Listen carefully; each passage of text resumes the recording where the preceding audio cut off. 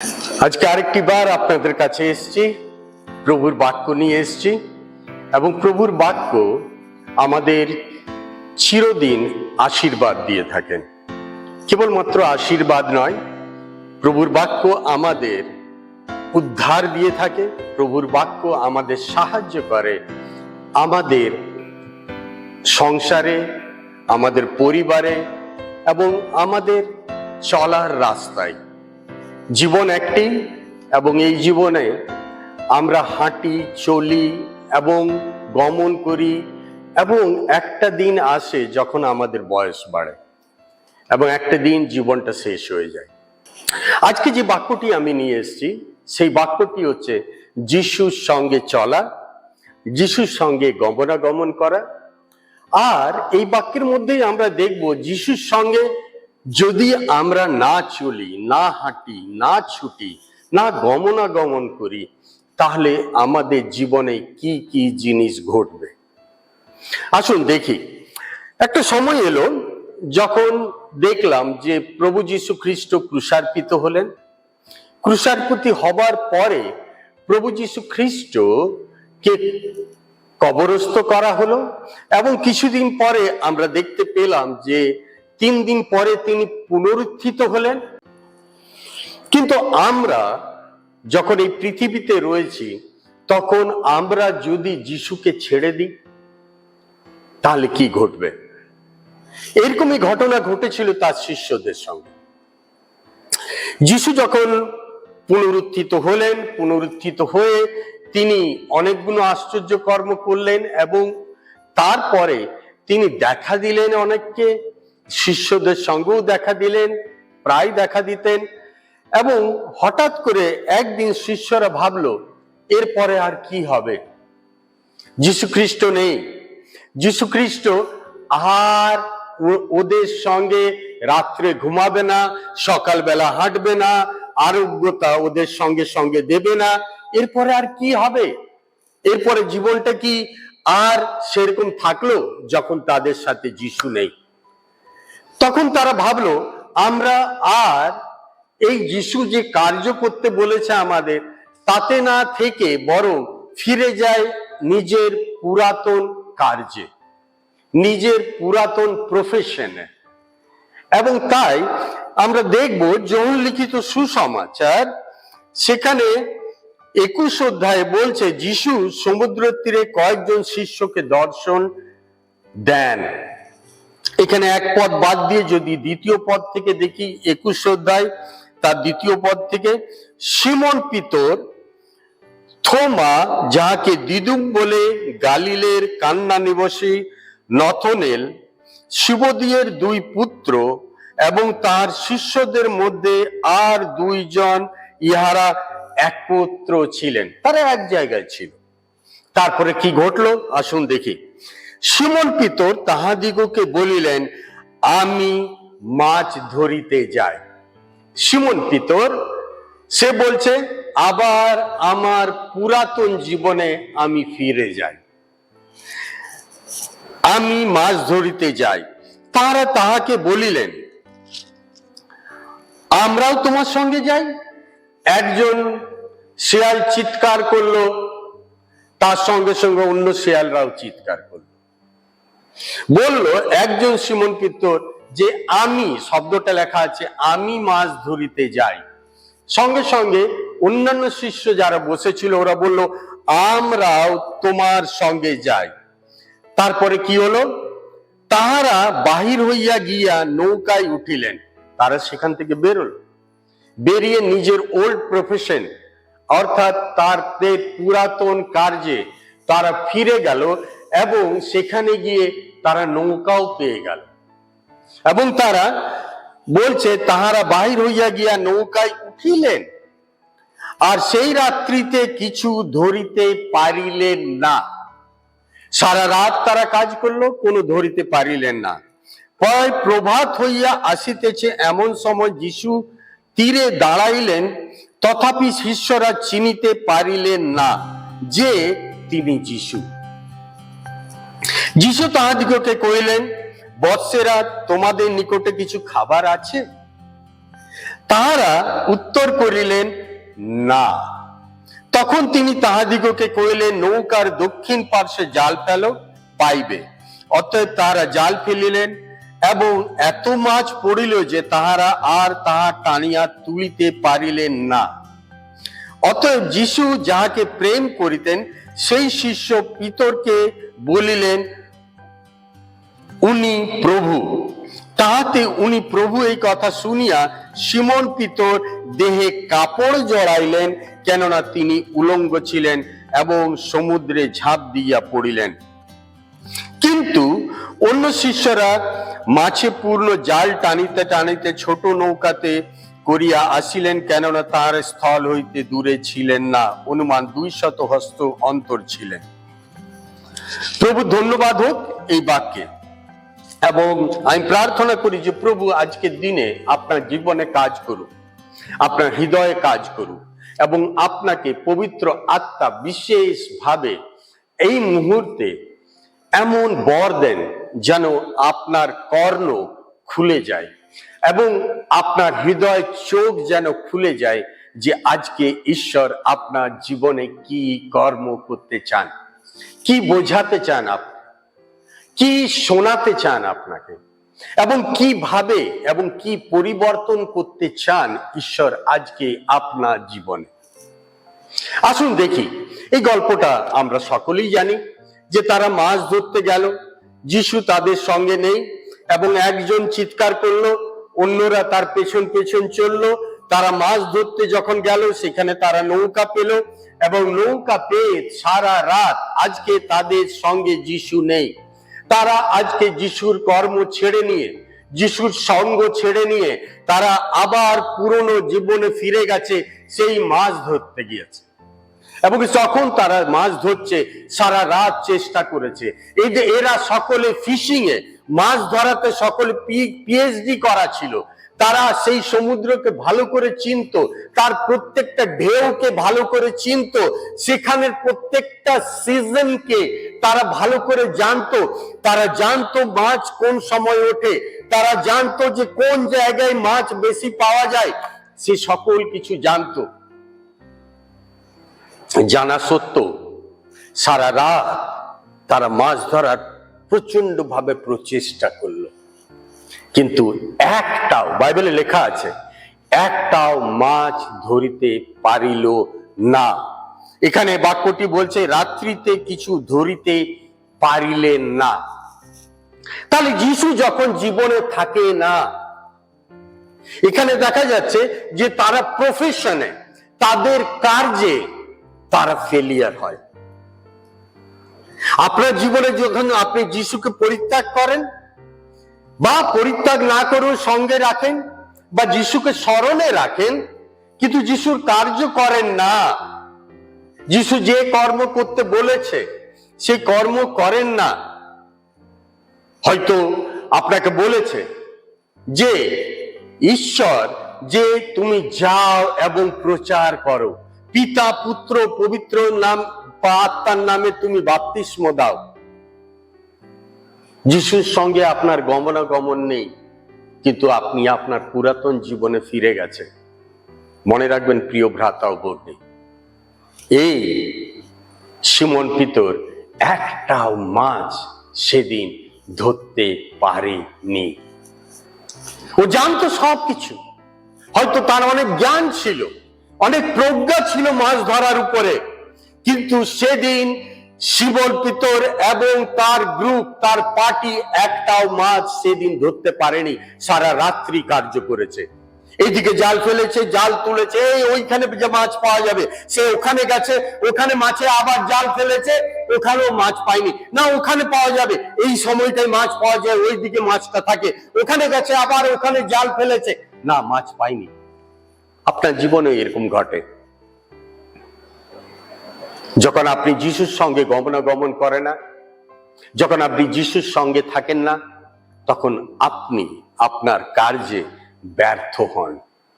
অনেক চেষ্টা করেন আপনি, অনেক প্রচেষ্টা করেন আপনি, অনেক জ্ঞান, অনেক বুদ্ধি ব্যবহার করেন, অনেক বন্ধু বান্ধবের রেফারেন্স নেন, কিন্তু আপনি সাকসেস হতে পারেন না।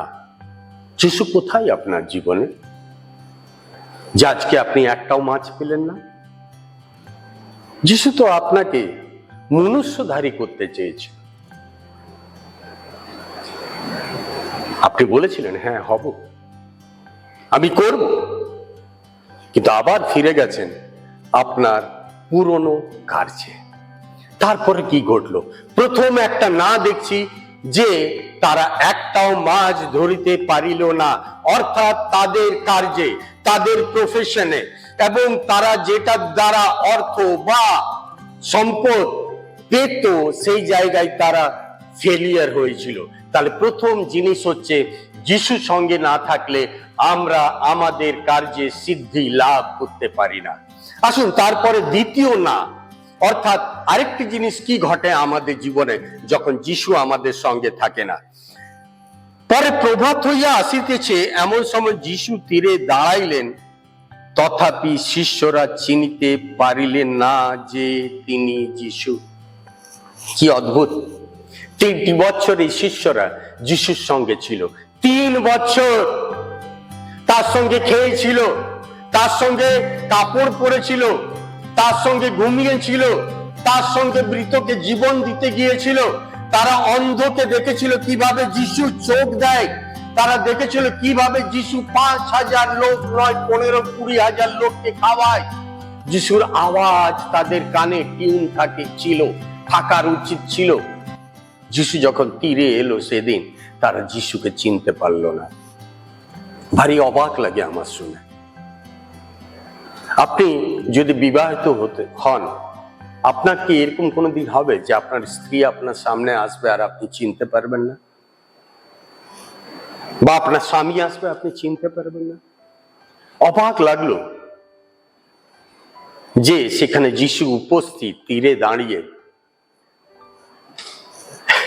তারা চিনতে পারিল না। এটুকু নয় যে যিশু স্তব্ধ হয়ে অন্ধকারে দাঁড়িয়েছিল, যিশু তাদের সাথে কথাও বলেছিল।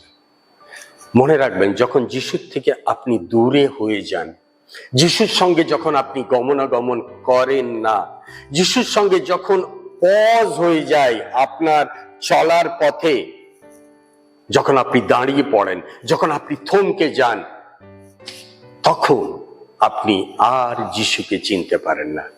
এই যিশুর সঙ্গে আপনি ছিলেন, এতটা বছর ছিলেন। যখন যিশুকে পরিত্যাগ করেছেন, যদি আপনি করে থাকেন, মনে রাখবেন আজকে যিশুকে চিনতে আপনার অসুবিধা হচ্ছে। যিশু হয়তো ভিখারির বেশে আপনার কাছে এসছে, আপনি হয়তো চিনতে পাচ্ছেন না। যিশু আপনার সাথে কথা বলছে, আপনি ভাবছেন যে এটা শয়তান কথা বলছে। যিশু হয়তো কোনো ভাববাদী দ্বারা আপনাকে কিছু বলতে চাইছে, হয়তো আজকের প্রচার দ্বারা যিশু আপনার সাথে কথা বলতে চাইছে, কিন্তু আপনি গ্রহণ করতে চাইছেন না, কারণ আপনি যিশুকে চিনতে পাচ্ছেন না। প্রথম না দেখেছিলাম যে তারা একটাও মাছ পায়নি সারা রাত কার্য করে। দ্বিতীয় না দেখতে পাচ্ছি, তারা স্বয়ং যিশুকে চিনতে পারছে না, কারণ তারা যিশুর সঙ্গে গমনাগমন করেনি। যারা যিশুকে পেছনে ছেড়ে তারা অন্য পথের পথিক হয়েছিল। তৃতীয় আরেকটা জিনিস এফেক্ট করে।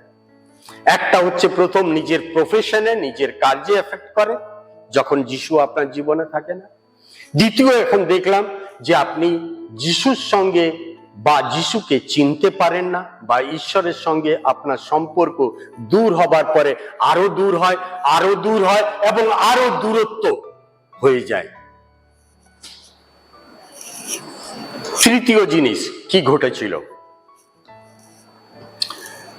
যিশু সামনে যখন এলো তাদের, যিশুকে যখন তারা চিনতে পারলো না, তারপরে যিশু তাদের সাথে কথাও বললো।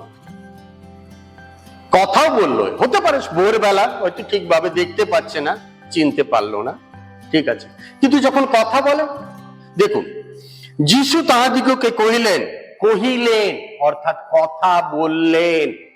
যিশু কথা যখন তাদের সাথে বললেন, সেই একই স্বর, একই আওয়াজ, একই টোন, একই সাউন্ড। ঈশ্বর কথা বলছেন, যিশু কথা বলছেন। যিশু কি বললেন? বৎসেরা, তোমাদের নিকটে কিছু খাবার আছে? তাহারা উত্তর করিলেন আবার না। প্রথম তারা একটাও মাছ ধরিতে পারিল না, দ্বিতীয় তারা যিশুকে চিনিতে পারিল না। আজকে যখন যিশু কথা বলে তাদের জিজ্ঞেস করছে, তোমাদের কাছে কোনো কিছু আহার আছে, কোনো আহার আছে? এরা উত্তর দিচ্ছে না।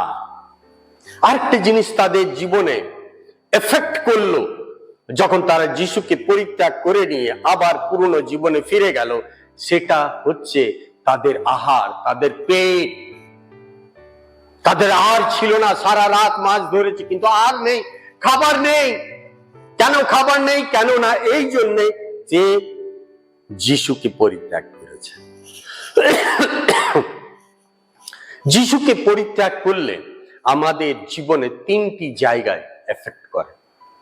নাম্বার 1 হচ্ছে আমাদের কার্যক্ষেত্রে, নাম্বার 2 হচ্ছে ঈশ্বরের সঙ্গে সম্পর্কে, সেখানে দূরত্ব হয়ে যায়, তৃতীয় আমাদের পেটে বা আমাদের ভান্ডারে। তিনটি না দেখলাম। কিন্তু যখন আমরা ওবিডিয়েন্ট হই, যখন আমরা ফিরে যাই আবার যিশুর কাছে, যখন আমরা যিশুর কথা শুনি, যখন আমরা যিশু কি বলছেন সেটাকে অবমাননা না করে নিয়ে বরং সেটার পেছনে ছুটে যায় বা যিশুর কথা শুনে সেই কার্য করি, তখন কি ঘটে? যিশু যখন জিজ্ঞেস করলো যে তোমাদের কাছে কোনো আহার আছে, তারা বলল না। তারপরে কি হলো দেখুন, তখন তিনি তাহাদিগকে কহিলেন, নৌকার দক্ষিণ পার্শ্বে জাল ফেলো, পাইবে। যিশু যা বলিলেন, এরা তো নিজেকে পিএইচডি মনে করতো, বিরাট বড় মাছ ধরনেওয়ালা, সারা রাত কাজ করেছে। হঠাৎ করে একজন লোকের, যাকে তারা চিনতে পারছে না, যেটি স্বয়ং যিশু ছিলেন, সেই একজন লোক যখন তাদেরকে বলছে অন্ধকারের মাঝে যে তোমরা দক্ষিণ পার্শ্বে জাল ফেলো, পাইবে, আমি হলে তো ফেলতাম না। কে তুমি হে? আমাদের থেকে বেশি জানো। এই অন্ধকারে এসে বলছো ডান দিকে ফেলতে, আমরা ডান দিকে ফেলেছি, বাঁ দিকে ফেলেছি, সামনে ফেলেছি, পেছনে ফেলেছি, ওই দিকে ফেলেছি, ওই দিকে ফেলেছি, ওই দিকে ফেলেছি, সব জায়গায় ফেলেছি, কোথাও একটা মাছ পাইনি। হঠাৎ কে তুমি বে? তুমি হে কে যে তুমি বলবে আর আমরা জাল ফেলবো? আবার জাল ফেলাটা চারটিখানি ব্যাপার নয়। জাল তোলার পরে সেটার এক একটা নোংরাকে পরিষ্কার করা, আবার সেটাকে পাট করা, এবং তারপরে আবার জাল ফেলা, স্টাফ ওয়ার্ক, এটা শক্ত কাজ। যিশুকে না চিনতে পেরেও সেদিনে ওই লোকটির কথা তারা শুনেছিল। বলল দক্ষিণ পার্শ্বে ফেলো, অর্থাৎ ডান দিকে ফেলো, তারা শুনেছিল এবং তারা জাল ফেলেছিল। অতএব তাহারা জাল ফেলিলেন এবং এত মাছ পড়িল যে তাহারা আর তাহার টানিয়া তুলিতে পারিলেন না। এর আগে তিনটে না আমরা শুনেছি, সেই তিনটে না নকারাত্মক, অর্থাৎ সেই নায়ের অর্থ হচ্ছে না, যেটা হচ্ছে নেগেটিভ, অর্থাৎ না মানে না, না হচ্ছে নিজেই একটা নকারাত্মক শব্দ। অর্থাৎ মাছ ধরিতে পারিলেন না মানে একটাও মাছ পায়নি। যিশুকে চিনতে পারিলেন না অর্থাৎ যিশুকে চিনতে পারেনি।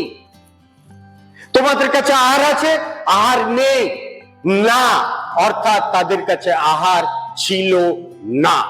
কিন্তু এখানে আবার দেখব না শব্দ, যেটার অর্থ হচ্ছে সকারাত্মক। এখানে বলছে এত মাছ পড়িল তাদের জালে যে তারা টানিয়া তুলিতে পারিতে ছিল না। কিন্তু এই নাটা নকারাত্মক নয়, বরং এত মাছ পড়েছে যে এটা সকারাত্মক, এমন একটা না যেটা সকারাত্মক।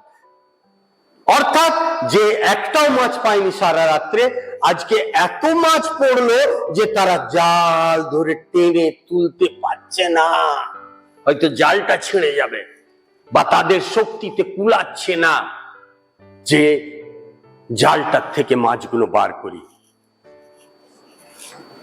যখন যিশু আপনার জীবনে আসে, যখন আপনি যিশুর কথাকে অনুসরণ করেন, তখন আপনার জালে, আপনার জীবনে এবং আপনার প্রফেশনে, আপনার কার্যে এত আশীর্বাদ আসে যে আপনি তুলতে পারেন না। এত বেশি আশীর্বাদ আসে আপনি টেনে তুলতে পারেন না আপনার প্রফেশনে, আপনার কার্যে। আর আপনি যখন যিশুর থেকে দূরে ছিলেন, যখন যিশুর কথা শোনেননি, তখন সারা রাত ধরে কাজ করেও একটা মাছ আপনি পাননি। Not a single piece, not a single piece, এক পিসও মাছ পাইনি, একটাও মাছ পাইনি। আর এই মুহূর্তে যিশুর সঙ্গে থাকা এবং যিশুর কথা শোনা, যে এত মাছ পড়েছে যে আপনি তুলতে পারছেন না, এটা সকারাত্মক না। তারপরে যখন আমরা দেখি, সেখানে দেখব, অতএব যিশু যাহাকে প্রেম করিতেন সেই শিষ্য পিতরকে বলিলেন, ইনি প্রভু। কাকে বললেন? পিতরকে, যার অর্থ হচ্ছে ছোট পাথর। আর উনি নিজে ইন্ট্রোডিউস করছেন, নিজে বলছেন প্রভু, অর্থাৎ যিশু। যখন আপনি চিনতে পারেন না, যখন আপনি জানতে পারেন না, যখন আপনি যিশুকে সামনে দেখেও আপনি চিনতে পারেন না, ঈশ্বর আপনাকে এতটা প্রেম করে যে তার একজাত পুত্র কেবলমাত্র দিয়েছে তা নয়, তিনি সেই পুত্রের দ্বারা এমন এমন কার্য করে আপনাকে এটা দেখাবার চেষ্টা করে গেছে যে আমি হচ্ছি যিশু, যে আমাকে দেখিয়াছে সে পিতাকে দেখিয়াছে। আর যখন আপনি চিনতে পারেন না, তখন পবিত্র আত্মার দ্বারা যিশু আপনার জীবনে গমনাগমন করেন, আসেন এবং ইন্ট্রোডিউস করেন এবং বলেন যে আমি হচ্ছি সেই ঈশ্বর, আমি হচ্ছি সেই সৃষ্টিকর্তা, আমি আজ তোমার কাছে এসেছি কারণ আমি তোমাকে প্রেম করি। যখন আপনি চিনতে পারেন না, যখন আপনি জানতে পারেন না, যখন আপনি যিশুকে রিকগনাইজ করেন না, তখন উনি নিজে এসে ইন্ট্রোডিউস করেন, আমি প্রভু, উনি প্রভু। তারপরে কি হলো? একটা জিনিস হলো, প্রথম তিনটে না, অর্থাৎ তাদের ফেলিয়ার, তারা তাদের প্রফেশনে ফেলিয়ার, তাদের কার্যে ফেলিয়ার, তারপরে যিশুকে চেনাতে ফেলিয়ার, এবং তৃতীয়তে আমরা দেখলাম তাদের কাছে আহার ছিল না। আর যখন যিশুকে তারা বা যিশুর কথা অনুসারে কাজ করলো, তখন যখন জাল ফেললো ডান দিকে, তখন দেখতে পেলাম যে তাদের প্রফেশনে তারা সাকসেস করলো। এবং তারপরে যিশু ইন্ট্রোডিউস করলো নিজেকে, তাহাতে উনি প্রভু এই কথা শুনিয়া সিমন পিতর দেহে কাপড় জড়াইলেন, কেননা তিনি উলঙ্গ ছিলেন। উলঙ্গতা, প্রিয় ভ্রাতা ও ভগ্নী, দুরকম হয়, একটা শারীরিক আর একটা আত্মিক। আত্মিক উলঙ্গতা হয়তো আপনার রয়েছে আছে, আপনি শারীরিক রূপে কাপড় পরেছেন, খুব সুন্দর সুন্দর কাপড় পরেছেন, বিউটিফুল কাপড়, খুব ভালোভাবে সেজেছেন, কিন্তু যখন আপনি আপনার অন্তরের দিকে তাকান, যেখানে কালিমা রয়েছে, যেখানে অন্ধকার রয়েছে, প্রিয় ভ্রাতা ও ভগ্নী, সেটা আরেক ধরনের উলঙ্গতা। আজকে দেখতে পাচ্ছি এখানে তার একজন শিষ্য অনুভব করছে কেবলমাত্র শারীরিক উলঙ্গতা নয়, সে অনুভব করছে আমি আত্মিকভাবে উলঙ্গ হয়ে গেছি, কারণ আমি যিশুকে পরিত্যাগ করে চলে এসেছিলাম নিজের পুরনো জায়গায়। আমি জানি না আজকের দিনে আপনি অনুভব করছেন কিনা যে আপনার জীবনে কোন জায়গায় উলঙ্গতা আছে, কোন জায়গায় উলঙ্গতা আছে। আমি জানি না দেখতে, আমি যা পাবো না দেখতে, কিন্তু আপনি দেখতে পাবেন এবং ঈশ্বর আপনাকে দেখতে পাবে। আপনি উলঙ্গ আছেন কিনা সেটা ঈশ্বর দেখতে পাবেন, কেননা তিনি উলঙ্গ ছিলেন। বলছে সিমন পিতর দেহে কাপড় জড়াইলেন, কাপড় জড়াইলেন। তারপরে বলছে কেননা তিনি উলঙ্গ ছিলেন। কাপড় জড়ালেই তো হয়ে যেত, উলঙ্গ ছিলেন যদি শারীরিক রূপে, তাহলে তো কাপড় জড়ালেই হতো, তার লাস্ট লাইনটা বলছে, এবং সমুদ্রে ঝাঁপ দিয়া পড়িলেন। শারীরিক উলঙ্গতার সঙ্গে দেখা যাচ্ছে আত্মিক উলঙ্গতাও ছিল। খালি উলঙ্গতার জন্য কাপড় পরলেই হয় শারীরিক, কিন্তু আত্মিক উলঙ্গতা কি কেবলমাত্র ঢাকা দিতে পারে যিশুর দেওয়া রক্ত, যা আপনাকে সূচি করে, ধৌত করে, এবং তার অনুগ্রহের দ্বারা আপনি ধার্মিকতা লাভ করেন। আর যেখানে ধার্মিকতা শব্দ আসে সেখানে আপনার উলঙ্গতা ঢাকার বিষয় আসে। কিন্তু অন্য শিষ্যরা মাছ পূর্ণ জাল টানিতে টানিতে ছোট নৌকাতে পড়িয়া আসিলেন, কেন তারা স্থল হইতে দূরে ছিলেন না, অনুমান 200 হস্ত ছিলেন। স্থলে উঠিয়া তাহারা দেখেন কয়লার আগুন রইয়াছে ও তাহার উপরে মাছ আর রুটি রইয়াছে। অদ্ভুত অদ্ভুত। তাদের কাছে আহার ছিল না, এখন আহার আছে। তাদের কাছে প্রফেশনে কিছু পায়নি, তারা মাছ পেল। তারা যিশুকে চিনিতে পারিতে ছিল না, তারা যিশুকে চিনিতে পারিল। তাদের কাছে আহার ছিল না, যিশু তাদের জন্য আগে কয়লার আগুনের উপরে আহার রাখিয়াছিল। যিশুর কাছে থাকলে সবকিছু পাওয়া যায় ভ্রাতা ও ভগ্নী। যদি যিশু আছে, সব আছে। যিশু নেই, কিচ্ছু নেই। যিশু আছে, সব আছে। যিশু নেই, আপনার জীবনে কিছু নেই। আজকের দিনে এইটুকু বলে যেতে চাই, প্রিয় ভ্রাতা ও ভগ্নী, যিশুকে পরিত্যাগ করবেন না। যিশুকে পরিত্যাগ করলে আপনার প্রফেশন অর্থাৎ আপনার কার্যে আপনি কোনোদিন সাকসেস করবেন না। যিশুকে পরিত্যাগ করলে আপনি ঈশ্বরকে চিনতে পারবেন না। যিশুকে পরিত্যাগ করলে আপনার পেটে এবং আপনার ভান্ডারে আঘাত পাবে। আর যিশুর সঙ্গে থাকলে আপনার প্রফেশনে আপনি সাকসেস করবেন। যিশুর সঙ্গে থাকলে আপনার ঈশ্বরের সঙ্গে বেশি ভালো যোগাযোগ, আরো কাছে যেতে পারবেন। আর যিশুর সঙ্গে থাকলে আপনার পেটে ও আপনার ভান্ডার পরিপূর্ণ থাকবে। আমি বিশ্বাস করি এই বাক্য আজকে পবিত্র আত্মার দ্বারা ঈশ্বর কার্য করছেন আপনার জীবনে। ঈশ্বর আপনাকে প্রচুর আশীর্বাদ করুন এবং এটা দেখাবার চেষ্টা করুন। ঈশ্বর এবং পবিত্র আত্মা তোমার কাছে প্রার্থনা করি যেন প্রত্যেকে নিজের উলঙ্গতা ঢাকার জন্য যিশুর রক্তে সাহায্য নেয় এবং তার অনুগ্রহ দ্বারা ধার্মিকতা যেন লাভ করে। আর আসুন না আজকে আবার ফিরে যাই যিশুর কাছে। যিশুর কাছে ফিরে গেলেই সবকিছু পাওয়া যায়। ঈশ্বর আপনাদের আশীর্বাদ করুন এবং আশীর্বাদের পরিপূর্ণতায় জীবন যাপন করুন। যিশুর সঙ্গে গমনাগমন করুন। ঈশ্বর আপনাদের আশীর্বাদ করুন।